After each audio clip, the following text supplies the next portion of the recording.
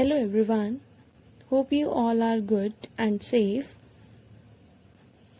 So today I will talk about evaporation, which is the last topic of chapter number 1. So the question arises here, do we always need to heat up or change pressure for changing the state of matter?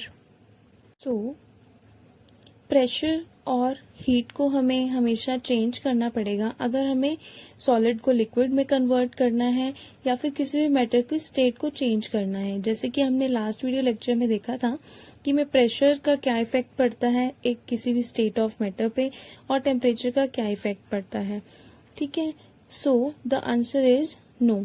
हमेशा हमें क्या है, temperature और pressure को change करने की need नहीं है।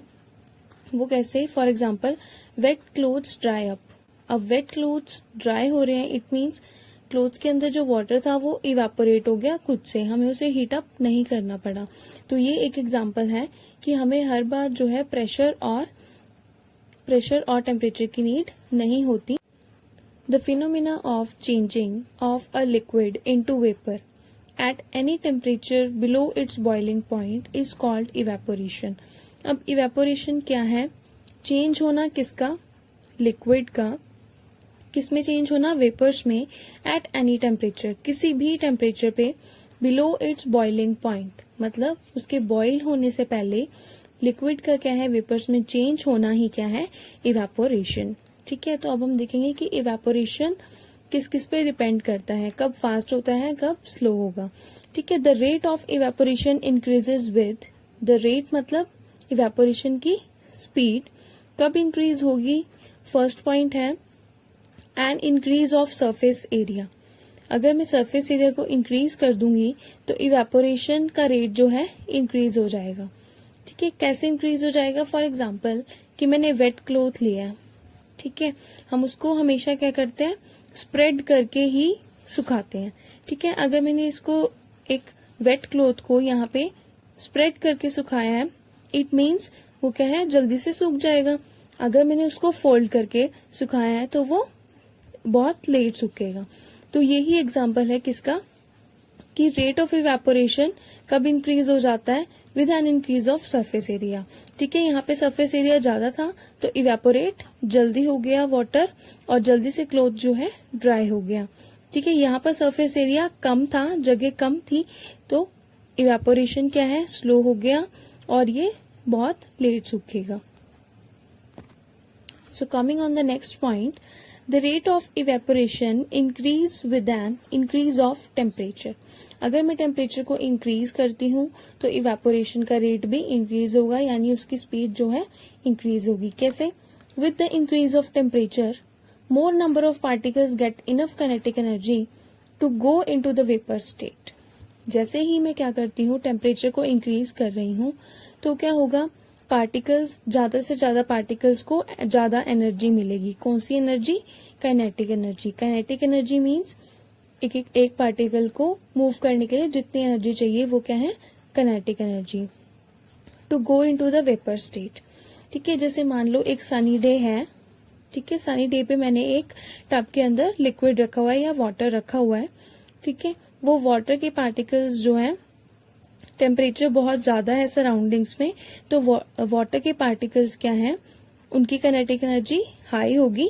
देखो, जिनकी काइनेटिक एनर्जी हाई है वो मूव कर रहे हैं और जिनकी काइनेटिक एनर्जी अभी लो है वो अभी लिक्विड ही है। ठीक है, जिनकी काइनेटिक एनर्जी जो है हाई है वो एयर में मूव करने लग गए हैं।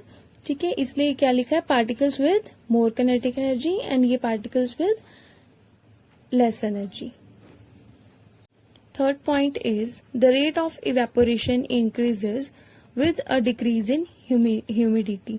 अगर ह्यूमिडिटी कम होती है तो इवेपोरेशन इंक्रीज होता है। कैसे? फर्स्ट हम देख लेते हैं कि ह्यूमिडिटी है क्या। Humidity is the amount of water vapour in the air, कि एयर में जितने भी वाटर वेपर प्रेजेंट हैं, ठीक है, जितने भी अमाउंट में प्रेजेंट है उतनी हमारी ह्यूमिडिटी होगी। अगर एयर में वाटर वेपर्स ज्यादा प्रेजेंट है तो ह्यूमिडिटी हाई होगी, अगर वाटर वेपर्स कम प्रेजेंट है पहले से ही तो ह्यूमिडिटी कम होगी। ठीक है, ह्यूमिडिटी मतलब नमी। Air around us can not hold more than a definite amount of water vapour at a given temperature. किसी भी टेम्परेचर पे, जो भी हमारे सराउंडिंग्स में टेम्परेचर है, उस टेम्परेचर के अकॉर्डिंग एयर जो है कुछ डेफिनेट अमाउंट के वाटर वेपर्स को ही अपने अंदर कंटेन करके रख सकती है, उनको होल्ड कर सकती है। ठीक है, एक अमाउंट जो है वो फिक्स्ड है, अगर उससे ज्यादा अमाउंट के वाटर वेपर्स आते हैं तो वो उसे होल्ड नहीं कर सकती, वो एयर में नहीं जाएंगे। ठीक है, तो इसीलिए क्या है, अगर ह्यूमिडिटी हमारी इंक्रीज्ड है, यानी पहले से ही बहुत ज्यादा एयर में वेपर्स हैं, तो और ज्यादा इवेपोरेशन नहीं होगा, और ज्यादा वेपर्स जो है एयर में नहीं जा पाएंगे। If the amount of water vapor in air is already high, the rate of evaporation decreases. तो evaporation अपने आप ही कम हो जाएगा। आपने नोटिस किया होगा कि जब भी बारिश वाला दिन होता है तो उसमें टेम्परेचर कम होता है। रेनी डे पे टेम्परेचर जो है कम होता है। टेम्परेचर कम होने से क्या है, ह्यूमिडिटी इंक्रीज हो जाती है। तो आपने देखा होगा कि रेनी डे पे जो क्लोथ्स हैं वो भी जल्दी से ड्राई नहीं होते, क्योंकि एयर में क्या है, ह्यूमिडिटी बहुत ज्यादा है, मतलब वाटर वेपर्स पहले से ही बहुत ज्यादा अमाउंट पे प्रेजेंट है। Fourth point is the rate of evaporation increases with an increase in wind speed. कि इवेपोरेशन की स्पीड क्या है, इंक्रीज होगी अगर मैं विंड की स्पीड को इंक्रीज कर देती हूँ, या फिर नेचुरली जो है विंड की स्पीड ज्यादा है। फर्स्ट पॉइंट क्या है, clothes dry faster on a windy day. ठीक है, जिस दिन हवा बहुत तेज होती है तो क्लोथ्स क्या है, जल्दी से सूख जाते हैं। With the increase in the windy speed the particles of the water vapour move away with the wind, decreasing the amount of water vapour in the surroundings.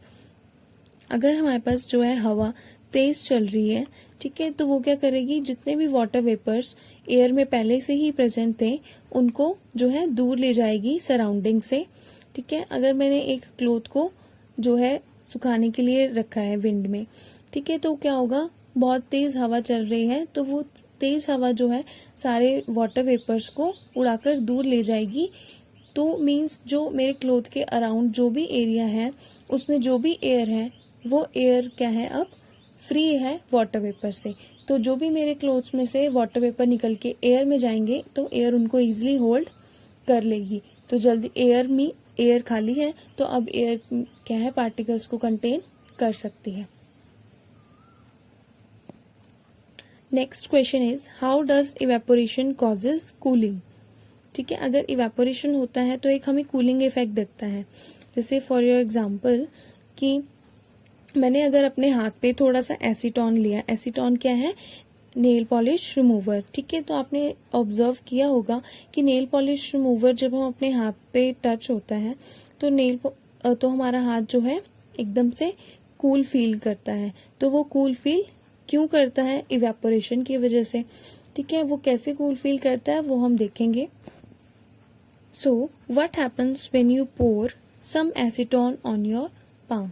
ठीक है, अगर आप अपने हाथ में थोड़ा सा एसीटोन लेते हैं तो आपको क्या फील होता है। ठीक है, यू फील कूल। ठीक है, आपको एक कूल फील होता है अपने हाथ पर, और एसीटोन इवेपोरेट्स हो रहा है साथ साथ।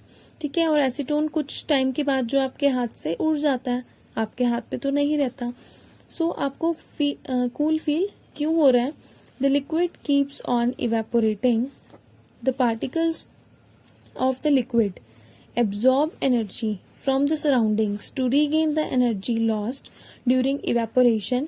This absorption of energy from the surroundings makes the surroundings cold.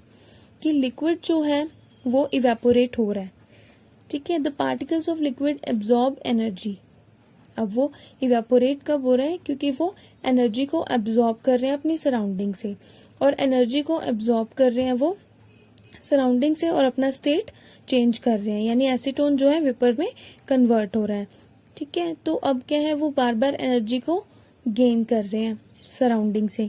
ठीक है, तो एक टाइम क्या होगा कि सारे पार्टिकल्स जो हैं वो मूव कर जाएंगे एयर में, और लास्ट में भी क्या है, कुछ पार्टिकल्स जो है एनर्जी को गेन करते रहेंगे। तो वो एनर्जी से ही आपको क्या है, कूल फील होता है। So thank you everyone.